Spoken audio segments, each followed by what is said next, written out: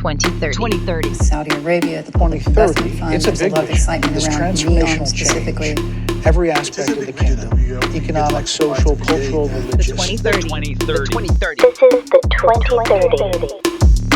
Yalla, yalla, yalla, yalla.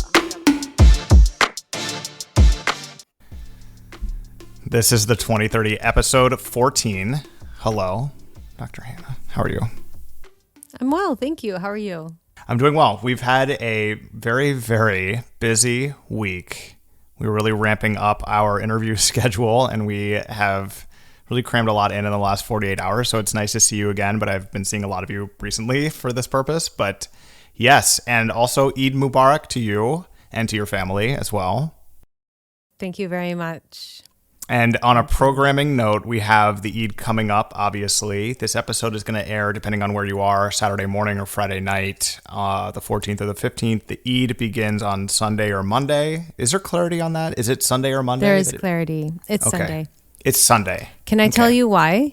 So there's no clarity on the Ramadan Eid al-Fitr, until the day before, because that's the first day of the 10th month of the lunar calendar. However, this Eid falls on the 10th day. So we went through is it going to be Eid on Sunday or Monday 10 days ago? Or well, like not, it will, yeah, a few days back. Okay, so that's super annoying because Google Calendar has not updated it. Like I had my Google Calendar like automatically pipe in Islamic holidays, obviously. Yeah. And then I don't know why, but it's still on Monday in my Google Calendar. Maybe I'll switch it back. Maybe nobody has done that yet. But anyway, so we have a programming note. We are going to be taking this upcoming week will be a little bit weird. Obviously, we're publishing on a Friday instead of a Thursday morning. And so what we will have this coming week, Wednesday, sorry, yes, everything's kind of out of sorts. This coming week will be a week off for Eid al-Fitr, the holiday. And then we will be, is that right? No, Eid al-Adha, excuse me. Yes. I'm doing my best over here, but I'm sorry. No, it's so many terms. No, it's not. It's really not. I also said Eid al-Fitr earlier, so I probably threw you off. Was that on purpose to maybe just kind of No, make sure that I was listening? explaining the difference between the two Eids. Actually, Okay, so either way, it was a test and I failed. We have a very different schedule coming up, but then when we come back, beginning again about a week from the publication of this episode, it will be all hands on deck, rapid fire with some amazing interviews and guests and conversations and content. And on the subject of content, we are getting a lot of content out now on social media channels in shorter formats. So follow us there to get that content. And eventually we will have previews of our guest interviews going out on those social media networks. So if you're following us there, you'll get a little snack before the main meal, before the audio version hits. So just something to consider. This comment from last week's episode from, man, that's a long YouTube username, Abdulrahman Ahmed Al-Thib, 5049. Abdulrahman is a great director. Speaking about our guest on episode 13, Senjoki, he knows what he wants, documentaries all the way. Thank you for this interview. It was inspiring. Yeah, pretty cool. Yeah, I've gotten a lot of offline comments about that as well. Joe was telling me that he was super excited to listen to our episode because he loves cinema and he had no idea that we would be covering anything like that. So that made him really excited. Coming up shortly, we will have Ghada Almuhanna for a segment called 1727, which is a hybrid interview / deep dive type of format we have once a month for now that allows us to discuss history, culture, tradition, and religion of Saudi Arabia. It's a good way to sort of, for a show that is looking in the present and future constantly at the transformation, to kind of root it in the past, which is something we think is very important. To all of those performing Hajj, which kicked off just now, or whose family members are performing the Hajj, we wish you a safe and meaningful journey. We know that sweltering temperatures in the desert right now are putting a lot in danger, so we just wish for everybody's safety.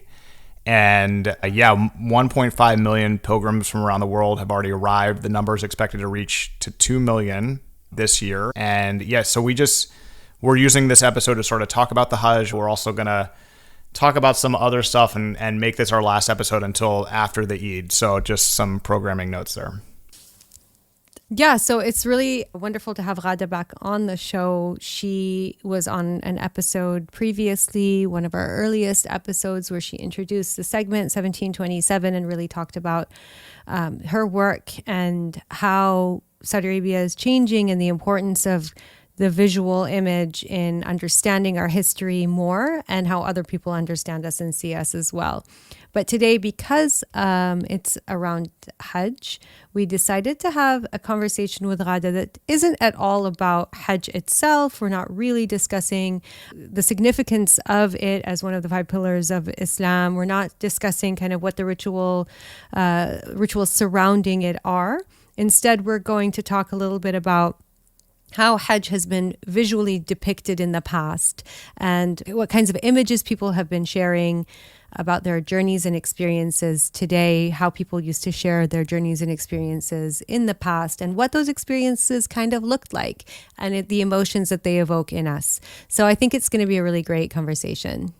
Yeah, and one of the things that I think, if you haven't listened to that first conversation with Ghada, I think what really stood out to me, I was very sick when it was being recorded, so I missed the first one, but it was kind of exciting for me to be able to see it and listen to it as an end user. And it was really cool to sort of listen to her perspective on how history of the Arabian Peninsula and Saudi Arabia specifically is sort of dominated or defined by outsiders looking in, and how what she is doing and through these images, it's really reversing that. And it's a great conversation that you guys had, and it's something I really enjoyed. So if you haven't heard that, please go back and listen to that or watch that. It's on our YouTube channel.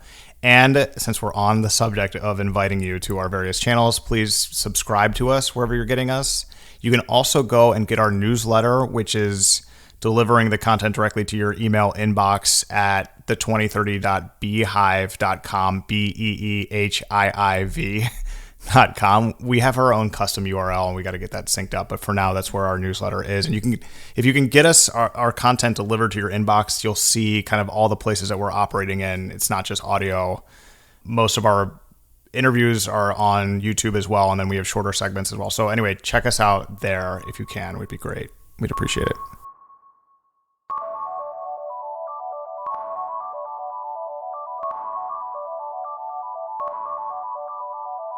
What I wanted to do with this deep dive, this is a show really, with Ghada coming up about the Hajj, and this is a very important time, but I wanted to, and the timing of this maybe isn't great, but I wanted to do a little deep dive on what Saudi Arabia is doing in sporting investments in 2024. And it really is the subject, this was talked about on a previous podcast of, hey, like, what people know about from the outside looking in about Saudi Arabia, if they're very, very casual observers, is almost totally through the lens of sports these days, because that's what's driving interest and awareness and media coverage of Saudi Arabia, especially in the United States and in the UK when it comes to sports. I mean, sports already is a huge driver of attention and eyeballs in those countries. So the exposure that people are getting to Saudi Arabia now is largely through investments in PGA and football. And I want to do a little deep dive today on just the update on the sporting sector, but specifically on the news this week about Saudi Arabia's interest in boxing, which I will talk about in a second as a sport that kind of is in need of disruption. Unlike maybe the other sports that have been invested in by Saudi Arabia, boxing is one that has kind of fallen off in terms of its organization and its sort of cohesion as a sport to watch or follow. So this is via the New York Times, Reuters, and a few other sources that started reporting on this week. It's the second week of June. Quote, an ambitious and expensive Saudi plan that would reshape the economic structure and future of boxing is in the final stages of approval, according to 2 people with direct knowledge of the plan. Proposal awaiting financing would attempt to bring together dozens of the world's best boxers in a single Saudi-run pro league. So let's talk about what we know so far and what's been reported. We should be clear. We don't know really anything that isn't public information at this time on this project. So it's just through these 2 news sources that cited unnamed people commenting on it. So first is Saudi Arabia's giant sovereign wealth fund, which is the PIF, is going to be one of the financiers of the project. As much as $2 billion may be put into the new league by the PIF, and that would create a value for the new league at $4 to $5 billion, according to one of the sources. In one potential version of the new league, the PIF would take a minority stake, so it wouldn't be like a PIF-controlled new boxing league, although they'd probably have maybe in the high 40s, I would estimate, if they're putting that kind of coin into an endeavor like this. It was developed with the help of multiple consultancy firms, shocker, including Boston Consulting Group, BCG, which has helped PIF on several projects. So the league, this is actually kind of cool. 200 of top men's boxers in the world would be signed. So you have this like creation of a league where they're signing all these boxers, going through the different promotion agencies or companies that I guess own the rights to the boxers to fight. And then they take these 200 men's boxers and divide them into 12 weight classes. And then you'll have this sort of like, obviously you won't have boxers fighting across weight classes, but you'll have like an actual league structure, which would be kind of the first time that's ever happened for boxing. Each class would include about 15 fighters, allowing the best talents to regularly face off. 15 fighters are ranked in leagues per weight division, as well as one ranking for the best, quote, pound for pound fighters. This is all via the New York Times. In the Saudi-backed event, boxers would be able to move up the rankings tables, but also be eliminated from the series and replaced by new talent, which is kind of cool. I don't think that's the same deal with Live Golf. So, and then this is again a direct quote from the New York Times, quote, the move would effectively create a single boxing entity that would replace the sometimes chaotic and frustrating system of dueling promoters and warring sanctioning bodies. The new entity would have the resources and the fighters to stage high-profile cards around the globe, and unlike many of the sports Saudi Arabia has previously attempted to disrupt, professional boxing may be ripe for reimagining. The sport has lost its luster and some of its allure in recent decades and is currently run by a tangled web of rival promoters and disparate sanctioning bodies that arrange their own fights and award their own titles.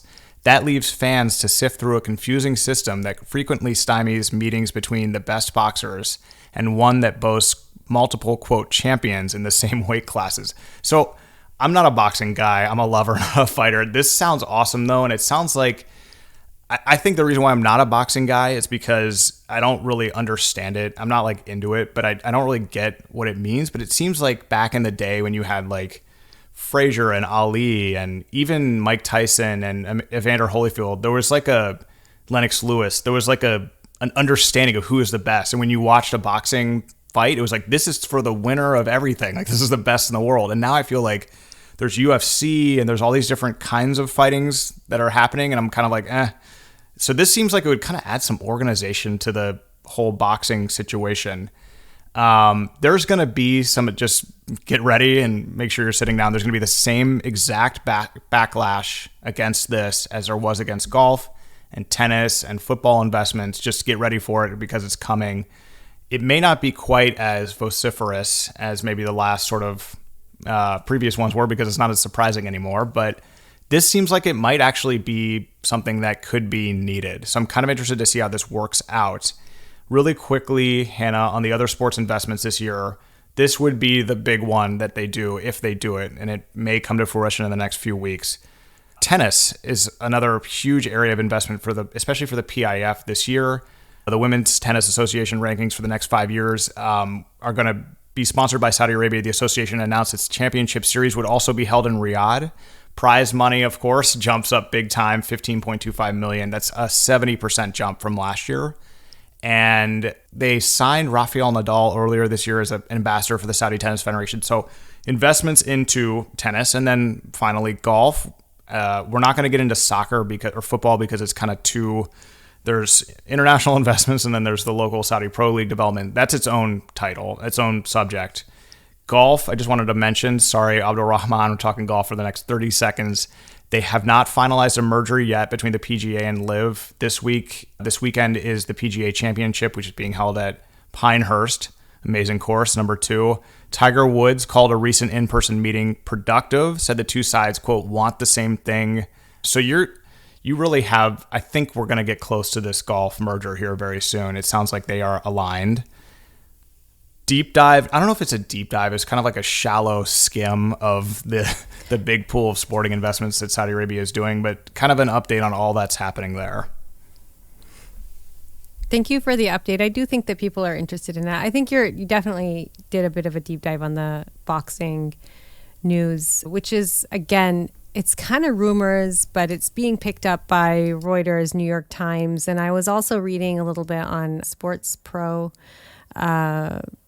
website about it. That's a regular source for you, right? Sports Pro Media. Yeah, it's like I get their, I have their alerts turned on. I turned off every alert, like Al Arabiya, Al Jazeera, all of that's off. No BBC, but I get Sports Pro. I have to keep reading what the actual website is, sportspromedia.com. Those alerts are turned on. Mm-hmm. So no, I think what's important about this is that it's being led, according to Reuters, by Turki Al-Sheikh, who is a royal court advisor and the chairman of the General Entertainment Authority, and really the person that is leading these types of events and transformations in the kingdom, things that are really bringing entertainment, which boxing, I know it's a sport, but it's quite, it's televised in a way that makes it entertaining.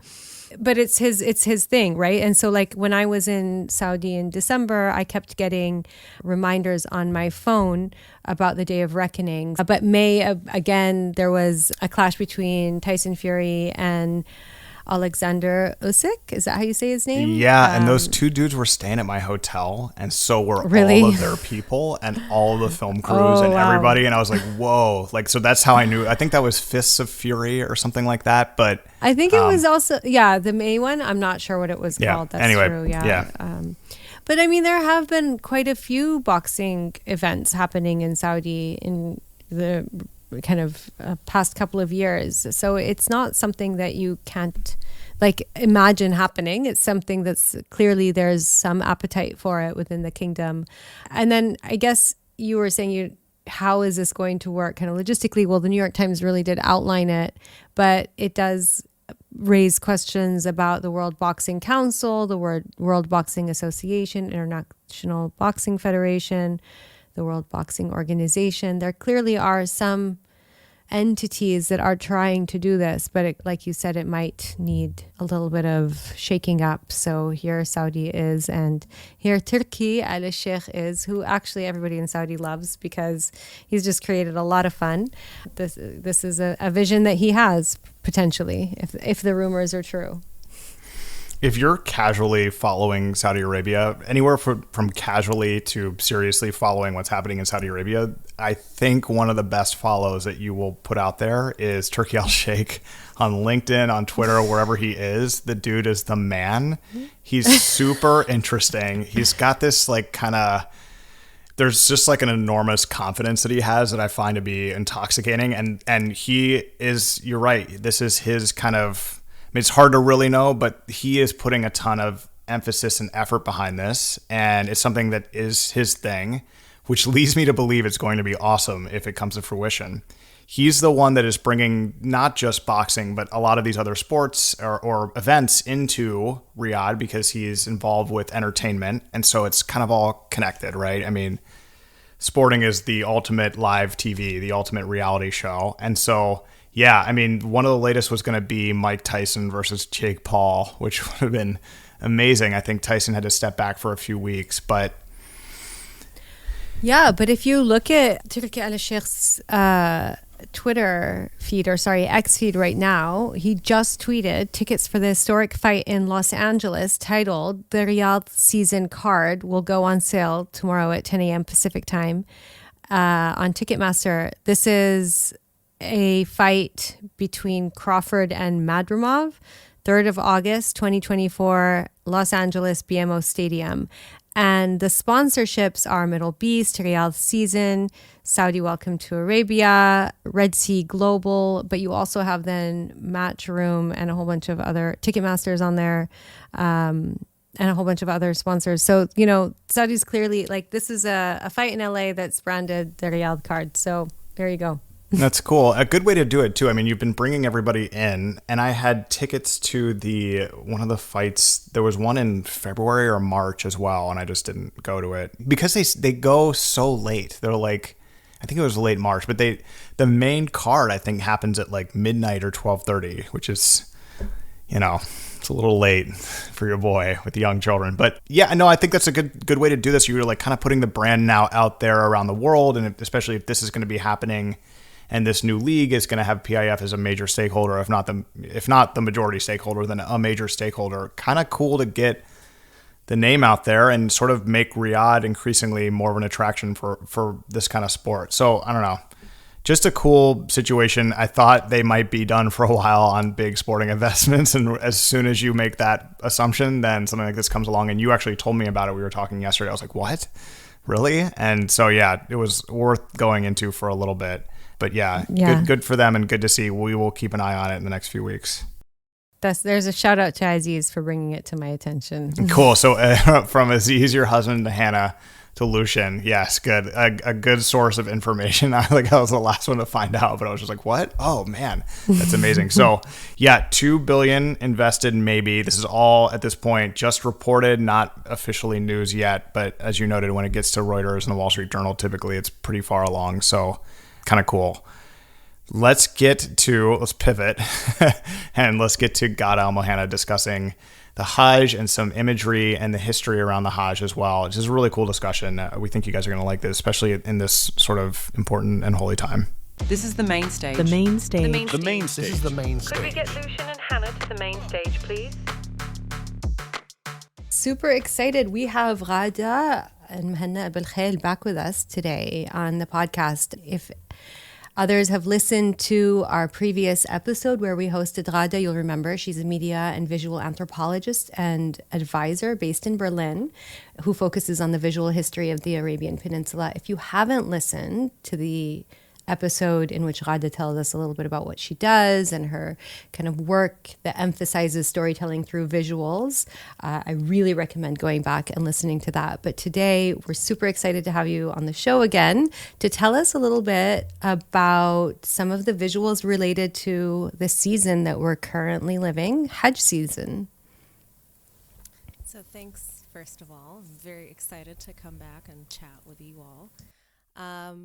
What's not there to talk about the visuals of Hajj? Hajj is the let's say, the event of the year that everyone goes and takes pictures of, especially, and I think what's so beautiful about Hajj is that you have so many nationalities and ethnicities and different cultures coming to Hajj and really taking the opportunity to take photographs of their journey from their own perspectives. So you absolutely have different variations of that perspective, but let's say at the very end they're all just doing one thing, which is trying to be closer to God.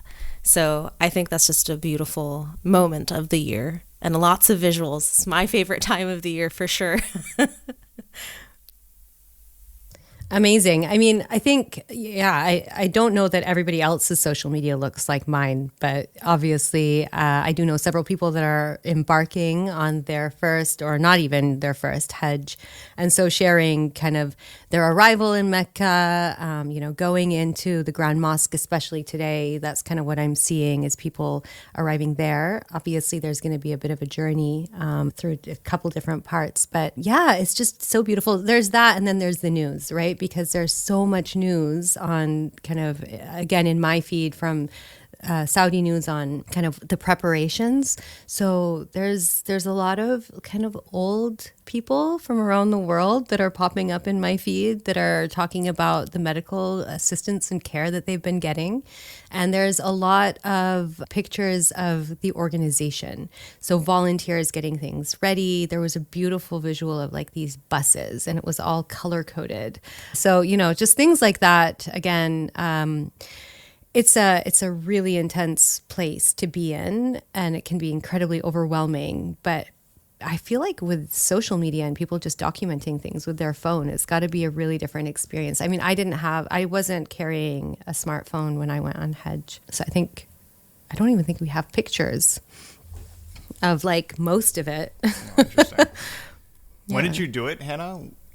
When did you do the Hajj? When did I do it? I think it was 2008. I had a phone. I just don't think I was carrying it around with me. Yeah. The phones at the time weren't also super smart, no? I had a BlackBerry. Qualities of the photos were not that great. But I don't think it matters anyways, quality-wise. I think it matters that people take photographs or images or whatever it may be just to have something to commemorate Hajj with, And I think, personally, I find that to be the most beautiful part is So the closer Hajj season gets, I start like going online and looking through like the Hajj hashtags and just reading people's stories. So because a lot of people start unearthing materials before their own grandparents go to Hajj and saying like, oh, like this is my great grandparent that went to Hajj, or this is like some relative of theirs that went to Hajj before them, and then they're excited to take the Hajj and look at the pictures they're going to post. So that's, for me personally, my most favorite moment, and also interesting to see what kind of content people choose to make viral. So it's not everything that goes through Hajj becomes viral. It's just really specific moments that really touches people. So and I just think that's the pretty cool part of Hajj. So just being there, I remember the pavilions, the different country pavilions, especially kind of after Eid, the last 3 days when you spend it in Mina, and it's all a huge camp. And just like, that was really interesting. Kind of, I have obviously the images in my own head, but it was really interesting seeing kind of the flags and people dressed very differently, and just like, I have certain images in my mind of like groups of people traveling, like moving together very, very quickly, and other groups of people that are like, you know, like chained up so they don't lose each other, but then that causes all sorts of other problems. And like, I have these visuals in my head and I think about it. And so, yeah, Hajj to me, I think, was less spiritual a lot of the time and more thinking about like the logistics of where I needed to be. But then I was able to disconnect at certain points, which was really, really good too. But it can be really social. And so I wish I had more pictures. I can see some of the people that I met there. I wish I had more pictures with them. But what kinds of images are you seeing? I mean, okay, so I have different categories for different stuff. First, like, let me start it with my favorite stuff and then end it with the historical parts, and then I'll go into something exciting that I want to share with you guys. So my favorite types of stuff is the stuff that goes viral. And a lot of the content that goes viral are these like funny interviews that like the news gets. So they go to the airport and they're like welcoming the Hajjis at the airport in Jeddah. And you see these moments where, in my opinion, these people are really tired, but they're also really excited. So sometimes they're just saying things, or they're nodding their heads, and that you can tell the interviewer is also excited. And it's just like a funny moment, but at the same time, it's just so endearing, because from the Saudi side, there's so much excitement in receiving the Hajjis. From the non-Saudi side, there's excitement to coming to Hajj. And that kind of excitement is beautifully shown in these visuals, in my opinion.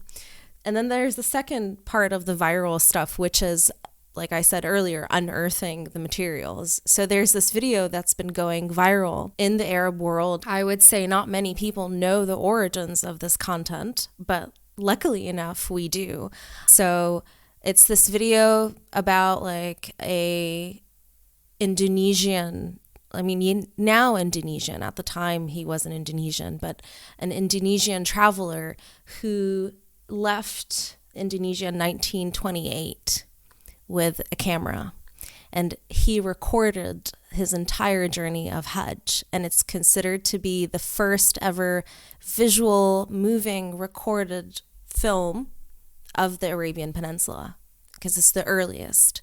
Because when we talk about images or content coming out of the peninsula, the farther back we go is 1881, 82, that's the earliest photograph. But when we talk about moving images, it's kind of not very clear. But when this content was published, I would say 4 years ago by Leiden University, it was clear that yes, this is the earliest moving visual content taken. So yeah, it's pretty exciting to watch it and just to see people's excitement when they see this content. It's almost, let's say, 100 years now since this content was produced. And I find it just endearing how people can still connect to it.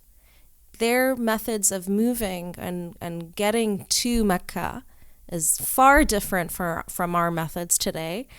However, it's the same spiritual journey. And so when you watch this content, especially if you're a Muslim, when you watch this content, you somehow feel, let's say, a sense of gratefulness for what you have today, but also a sense of appreciation for what the prior Muslims went through to get to Mecca, to be closer to God, to fulfill one of the 5 pillars of Islam. So, yeah. What's in that video? Can you give us just a short description of it? For the viewers on YouTube will have it, but if you can kind of describe what people would are seeing. It starts beautifully. It starts on a ship. So he's leaving Indonesia. It starts on the ship. And then you just move with him. And it's a silent movie that goes on for like 72 minutes. And it's very long. He took like 4 big reel films to like film this entire thing. And it was just very extensive. So like I said, the first part was like being on the ship. Then you land in Jeddah because you could only put your ships on the harbors of Jeddah. So you landed in Jeddah or arrived in Jeddah, and then he filmed Jeddah. And one of my favorite scenes of that film is that he goes to one of the neighborhoods and you see people playing like on a merry-go-round, on like swings, and just enjoying life. But also you could tell that the people of Jeddah were preparing the city for the Hajjis coming in. So that's what I found extremely beautiful. And then the next shots we see is like them showing their papers to the Dutch authorities because, Indonesia was at some point like a Dutch colony. So they go to the Dutch embassy, they deal with their paperwork, then he leaves, then he shows you the camel caravans. And they get into the caravans, it's like really cute. They all have these huge black umbrellas on top of them. So you could tell that, it was a hot Hajj during that year since, we move on the lunar calendar. And so every few years, you don't know what the temperature is. But for 1928, I could tell just from the shot that it was like a very, very heated Hajj because of just the huge big umbrellas. So you had these camels that had these things called hodej, which is like a little, let's say, it's not a saddle. It's like a huge kind of, I don't know what to call it really, but like, how elephants in India traditionally have these things on their backs where people ride on? So it's kind of a similar thing in Arabia, but we call it hodej. And so people get into the camel, and then they just go to Mecca on these camels. And it's a journey that takes time, and you really wonder, they really crossed the oceans to get there and to kind of meet God. And so you just find that so fascinating, this commitment and this love and this desire to just fulfill one's dreams. Like, so when you watch that's the reaction you get. And then the other shots are basically of like different people from all over the world in Mecca. He filmed the mosque, the prayers. He even captioned before every shot. So even the editing was so well done because he captioned every shot with notes. So like he would tell you, okay, well, this is the Safa and this is the Marwa. Like at some point during the Hajj, this is where people go to pray. This is where people now go to the mountains on this day, and so and so and so. So it's a pretty detailed film, and you can tell that the person that made it, George Kruger, you could just tell that he made it for the Dutch audience because he was really explaining a lot of Islamic values and culture and just showing people the things that they just don't know. And what I find fascinating is that he filmed it from an Indonesian perspective. So it adds a lot of value to it, not just for us as people from the peninsula, but also for people from Indonesia, because it's their experience. It's someone from their groups that left and filmed these things. So, yeah.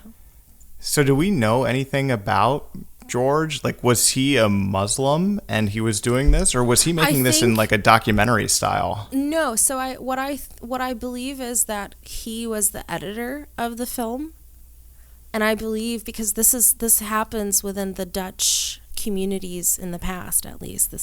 I mean, I hope no Dutch person hears this and gets upset with me, but like that's just how it was in the past, you know. There were a lot of interested anthropologists and travelers, but they knew that they couldn't go into Mecca because it's a holy space. So what they do instead is that they give the cameras and everything to a Muslim person to go in and just capture what they can. Most of the times, unfortunately, they're not credited, but I'm very much assuming that they are paid.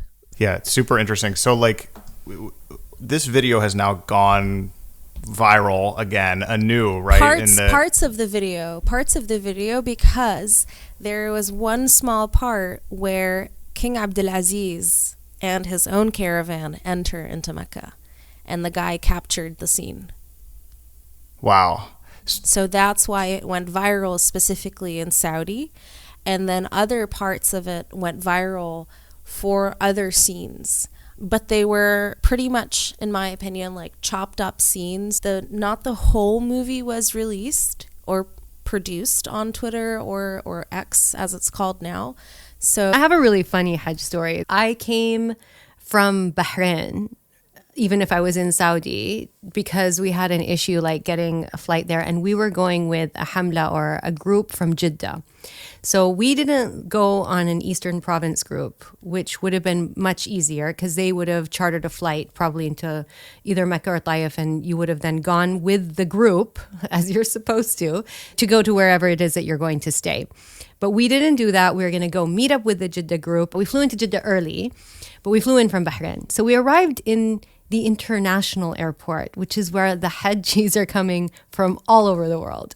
And it was just me and my brother and his wife and her mother. And so we didn't know where to go. They didn't know what to do with us. We're Saudis amongst all the international people that were coming from all over the world. And they're like, where are you coming from? And guiding people based on country. And we're like, we're Saudi. They're like, oh, okay, we'll go to the front of the line. So we're trying to get to the front of the line. And then we go through, and they're like, what are you doing here? This is the wrong airport for you. And we're like, well, we came from Bahrain, but we're meeting up with our group tomorrow. And they're just like, okay, you guys, And so we end up outside the airport with no way to get out of the airport because only official transportation to take people to their accommodation is there, buses and whatever. And we actually wanted to go meet up with a car that we'd booked, but in the domestic airport. It was impossible to get there. It was really close, but you can't get there by foot. You had to go by car. We finally got somebody that agreed to take us, but like charged us so much money, whatever. The thing is, like, we're standing there trying to figure out how to get there, asking the security guard. And he's like, where are you guys from? And we're like, well, we're from Dammam. And he's like, welcome, this Jeddah's your second home, or Saudi is your second home. We're like, no, Dammam's in Saudi. Guys, come on. It was just like ridiculous. Anyway, we eventually got to our car that took us to our hotel. And the second day we met up with our group, and we were properly united with the people that had like the whole agenda and were able to take us on the proper Hajj journey. But getting into Mecca from the wrong airport was very, very, very, very difficult for us because they're only expecting international arrivals in that part of the airport. See, anyway, this is why I love Hajj, because everyone has a wild Hajj story. I just love it. Like, I think every person that has gone to Hajj can definitely make a beautiful movie or a documentary about their time during Hajj and the people they met and stuff like that. I mean, I remember the BBC had a beautiful show in the early 2000s. It's in their archives, following Muslims from the UK going to Hajj. And it was a Muslim filmmaker who was following these Muslim families from different backgrounds. and each of them just had a different, let's say, cultural expression and the kind of like a religious expression as well. And it was just so fascinating to see these like 1 hour long documentaries of people seeing the Kaaba for the first time and like really crying and sobbing the moment they see it, because it's like they've been waiting their whole lives for this moment. It's very touching, you know?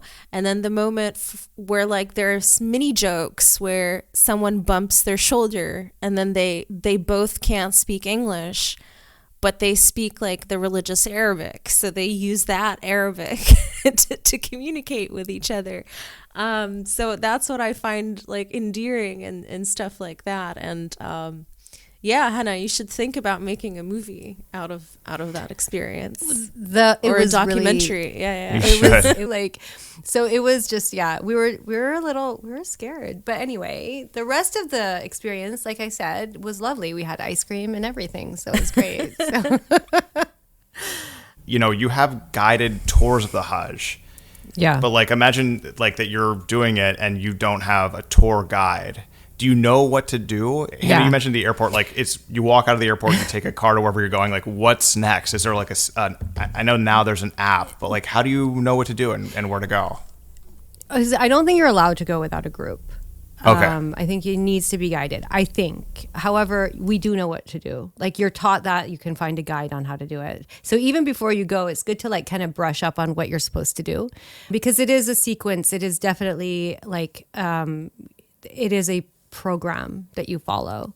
So you know where you start, what you do in each place, where you end, and how to leave, like all of that. But because we live in modern day Saudi Arabia, and that's where it's happening, you also have passports, you have transportation that is regulated, you have the permits now. So it's not just like I can arrive and just rock up to go to Mecca. And the groups are also capped with numbers, by the way. So like exactly. For each nationality, there are numbers of groups that are allowed. So even for Saudis, there are numbers of groups where each group takes, like, I don't know, but I can imagine like few hundreds. Because they have their own camps, they have their own catering, they have their own like housing situation. So it's not just someone who's in Mecca saying this is the Kaaba, you know, it doesn't go that way. It's more of just someone who's figuring out all the logistics on your behalf, and you just pay them this amount to just take you to Mecca, and then just you move along with a bunch of other random people. You don't know these people. You haven't signed up with them. You can talk to them. You can be friends with them. It's not like you're not allowed to, but like you can. But the motivation or the idea behind the groups is really, again, just going back to numbers management. It's all about logistics at this point. I mean, in the past, Hajj was like, I think in the 1920s and 1910s, 500,000, which was not much, you know, like that was the biggest number, or even less. I can really imagine it was even less, and I'm just exaggerating with my own numbers. But I mean, the Kaaba Mecca was also expanded over the years. I mean, going back to visuals, that also changes a lot, and how people view the city or how people move through the city. So if you came and performed Hajj in the 60s, it's definitely not the same city today, you know. It's a lot safer now. And I mean, a lot of people, like, just talking about the visuals again, about the Hajj visuals, a lot of people have a lot of nostalgia and love for the older visuals of Mecca and Hajj, and they keep saying like, oh, it was so much more beautiful in the past. Oh, it was a lot nicer. Oh, these developments are not not as beautiful as the ones in the past. They should have kept it as it is. And the argument is, okay, do you want something that's pretty or do you want something that's functional? And so you're going there to Hajj to perform the mandated pillar as a Muslim, you know? You're not there to sightsee. So you're there just to perform what God has asked you to do. And so doing it third floors, yeah, it does cover some parts of the older city or parts of older Mecca. But hey, it can now hold up to like a lot of people so that no one gets a stone thrown on their head. So yeah. So just to keep going on the viral content, because I think what's so fascinating for this as like a Hawajo white dude and that is not a Muslim is that there's nothing else like this in the whole world. Like no other religion has anything like it, and honestly, no other country hosts any such annual migration anywhere close to it. So to even relate to it, it's part like curiosity trying to figure out what's going on, because I also won't get to do it, and then also kind of seeing like what is so, you know, significant and magical is the wrong word, but important for you and evocative when it comes to seeing older images or even new viral images. Like what is causing some of these images to go viral now? Like describe some of the images you're seeing in 2024 and what you think people like about them and what makes them viral. I mean, I'll tell you a verse from the Quran that will answer this question to you. We have created you as different tribes and different people to meet one another and to say like hello. So that's a verse in the Quran.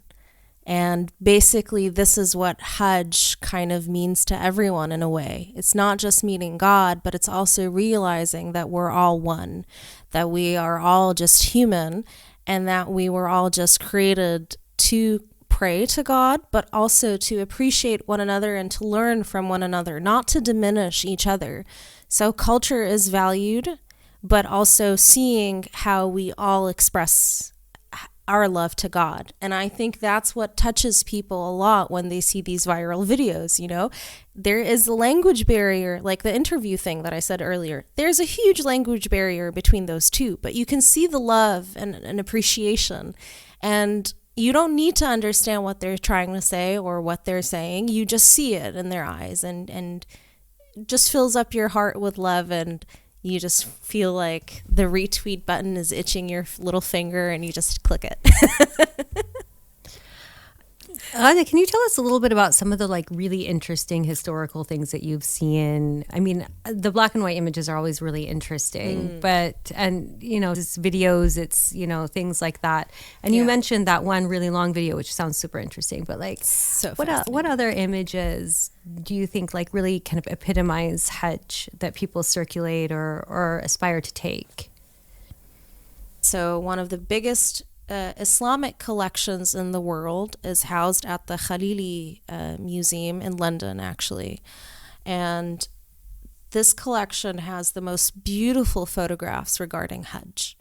They have the mahmal, a photo of a mahmal. I don't know if you know what that is, but it's basically this thing that was placed on camels, again, going back to camels, that would take the kiswa, which is the covering of the Kaaba, to Mecca.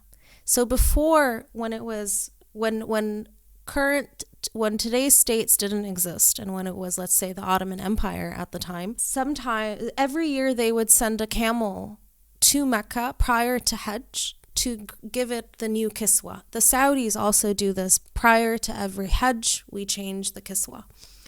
And so the Ottomans would send it either from Cairo, from Baghdad, or Damascus. And you can tell where it came from the color of the mahmal. If the mahmal was red, it came from Egypt. If it was yellow, it came from Damascus. And if it was green, it came from Baghdad. I might be wrong about the green one, Istanbul also probably, but like from what I'm very certain of, the red belonged to Cairo and then the yellow belonged to Damascus. The kiswa was also differently colored throughout time. I mean, to give you an example, in the first Saudi state, when the first Saudi state managed to get control over Mecca, Medina, the Saudis sent a red kiswa, from Al-Hassa.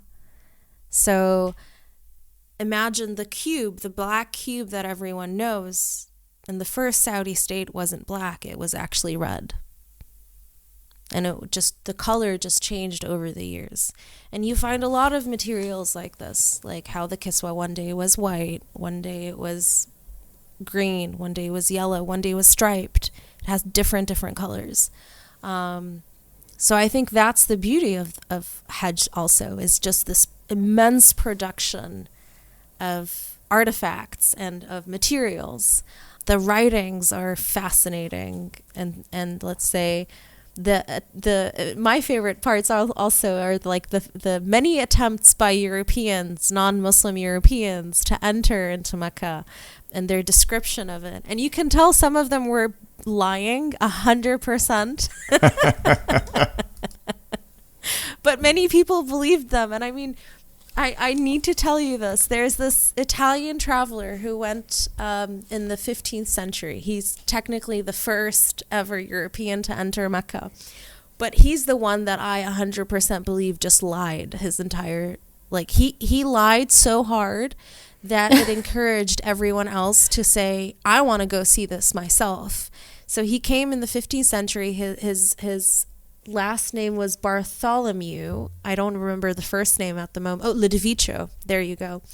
And he, I'm not joking, documented that Mecca is so beautiful that he saw a unicorn fly over the Kaaba. And that's what motivated so many other Europeans to say, I want to see this with my own two eyes. I want to go to Mecca. And many have attempted and many have failed. But the first person to ever sneak in successfully and document things was Lord Burton from the UK.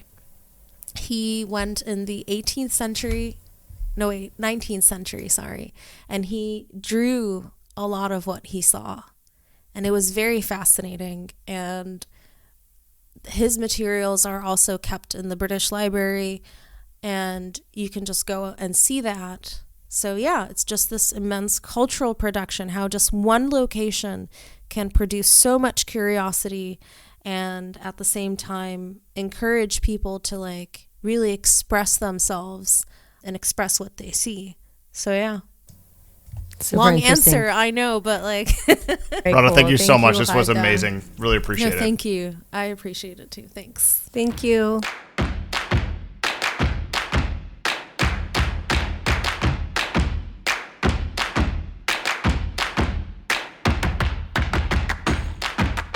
Okay, let's get to the news. Saudi Arabia holds investment summit in Brazil.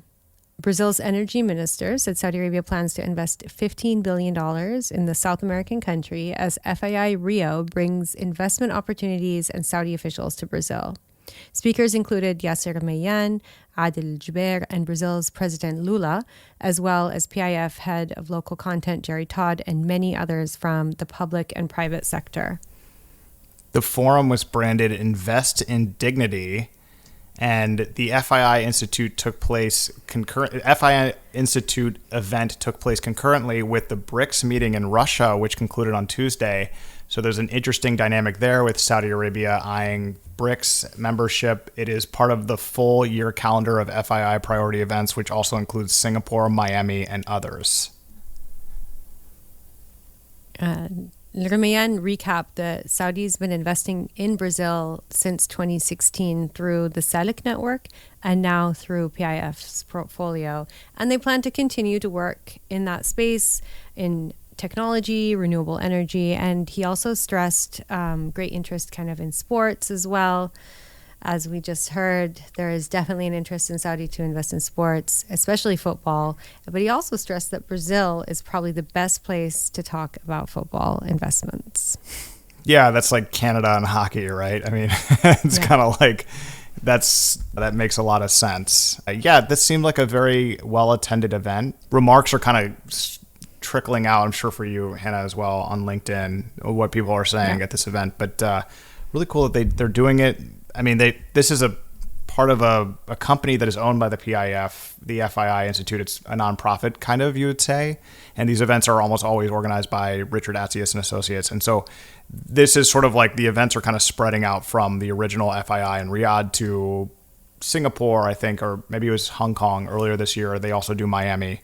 So pretty cool. that they're doing it now in Brazil. And it's pretty cool for Saudi Arabia to really think globally like they are now, which is, hey, like we have investments and we are investors and we're not just going to be looking in the same places over and over again. Latin America is an area where we can grow. So this is interesting. Okay, number 2, Saudi Arabia's Crown Prince apologizes for not attending the G7 summit in Italy, which he was invited to, but could not attend. Saudi Arabia's Crown Prince and Prime Minister Mohammed bin Salman informed Prime Minister Giorgia Meloni of his inability to attend the G7 summit on Friday because of the Hajj season, something we just talked about in our segment with Ghada Almuhanna. Yeah, the Crown Prince thanked the Italian Prime Minister for the invitation to participate in the communication session of the G7 summit, but the Prince also noted the strength of the relationship between their countries, wished Italian authorities success in hosting the summit. I hope she also wished Saudi Arabia success in hosting the Hajj. I'm sure her comms team did do that in the response. It wasn't in this reader note, but it's got to be something, Hannah, as you might agree with, to turn down an Italy visit in June, which is the best time to go, maybe other than late May, and just an absolutely beautiful country. So very cool, and cool for the G7 to sort of reach out, to some of these other nations. Exactly, a high-profile event with the global leaders. But I think it's very important for the Crown Prince to stay in Saudi during this incredibly important event in Saudi, and I think he's signaling that is a priority for him, which is fantastic. Yeah, hosting and I think so many people. Yeah, I think it's probably beyond the signaling as well, because I think it would also be very good for him to be at the G7, but I think we just talked about it at length, so we don't need to go over it. But the logistics of the Hajj, I mean, it's kind of an amazing event. So just an interesting kind of story and note that he was invited but declined. But yeah, pretty cool. Yeah. And also keeping on the topic of Hajj, just because it is dominating headlines in Saudi Arabia, keeping on that topic, number 3, Ministry of Health offers free dialysis. The Saudi Ministry of Health said it would provide dialysis services for Hajj pilgrims with kidney failure around the clock, serving up to 1,000 patients a day. Yeah, that's fascinating. This year, 10 mobile dialysis units can be used by paramedics and hospital staff where central machines are not available. The kingdom's dialysis team comprises 57 doctors and 228 nurses. During the annual pilgrimage, Saudi Arabia's Ministry of Hajj stepped up its efforts to provide thousands of medical appointments, routine operations, and major surgeries for pilgrims free of charge. According to this news, hospitals and health centers in Saudi Arabia performed 8 open heart surgeries this week, as more than 450 pilgrims sought medical care on the first day of Hajj. Feels like there might be an ulterior motive here for some of these Hajjis. I don't know. Because they also, there have been 108 cardiac catheterizations, dialysis for 313 patients, 9 endoscopic operations, and 177 other surgeries, the Saudi press agency reported. Okay, so hold on a second. So 100, hold on, 8 open heart surgeries. That seems like something on that the you first day on of the arrival. first day. That seems like, I mean, when I think of like, oh, we have to have the Ministry of Health and doctors on hand, for things like dehydration and other medical issues. This seems like and also like a cardiac arrest, right? A heart attack, something unexpected. Is that what you would do an open heart surgery for? As not a doctor, I don't know, but this it just seems like maybe some people were like, maybe a secondary benefit could be really good healthcare in Saudi Arabia. I don't know. I feel like we're projecting. I don't know. I think it's bad to think that way about the pilgrims who are coming to perform a religious duty. I think the way I want to think about this to make me sleep better at night is to think that it is absolutely phenomenal that Saudi Arabia is so generous and able to afford this, considering the number of people that are coming.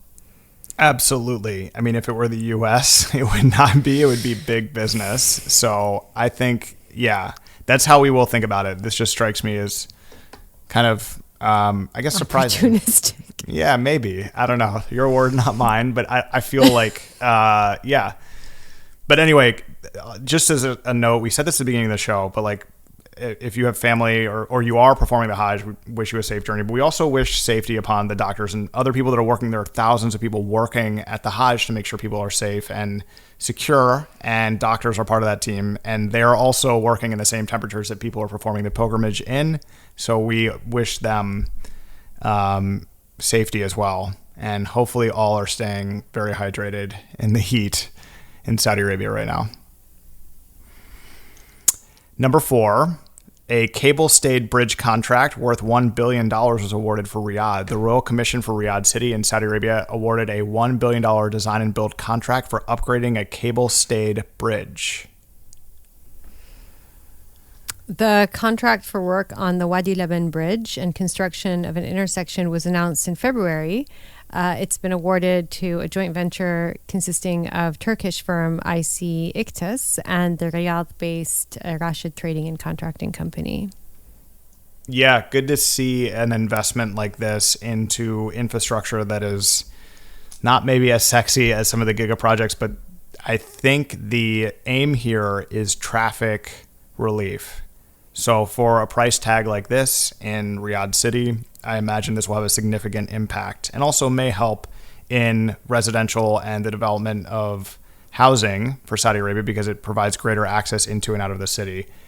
This is just the type of news item that would probably just not get a ton of attention. I saw it on my LinkedIn feed from just a short post from Mead, and I said, that's a lot for a bridge. So that's pretty cool. Yeah. Yeah. And number 5, Dr. Sulaiman Al Habib Medical Group has recently inaugurated the Sahafa Hospital, located at the intersection of King Fahd Road and Anas bin Malik Road in Riyadh. The hospital is considered one of the largest private sector medical investments in the Middle East, reflecting the group's commitment to expanding healthcare services and facilities in the region. Yeah, this is cool because this hospital was being built near where my apartment was and looked like a really, really modern hospital that was under construction. So it's really cool that it has been brought into the supply in Saudi Arabia. Sulaiman Al Habib Medical Group and its hospitals are among the best in the kingdom. That was not where I recently received some treatment.